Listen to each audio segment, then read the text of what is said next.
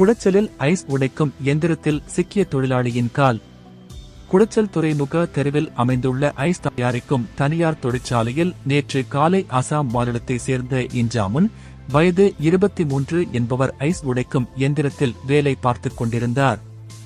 அப்போது எதிர்பாராத விதமாக அவரது வலது கால் எந்திரத்தில் சிக்கிக் கொண்டது. இதனால் அவர் காலை வெளியே எடுக்க முடியாமல் வலியால் அலறி துடித்தார். பின்னர் உடனடியாக இதுகுறித்து குளச்சல் தீயணைப்பு நிலையத்திற்கு தகவல் கொடுக்கப்பட்டது. அதன்படி தீயணைப்பு வீரர்கள் விரைந்து வந்து சுமார் 1 மணி நேரம் போராடி எந்திரத்தில் சிக்கிய தொழிலாளியை மீட்டனர்.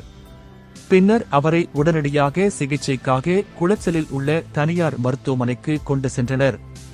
அங்கு அவருக்கு தீவிர சிகிச்சை அளிக்கப்பட்டு வருகிறது. இச்சம்பவம் அப்பகுதியில் பெரும் பரபரப்பை ஏற்படுத்தியுள்ளது.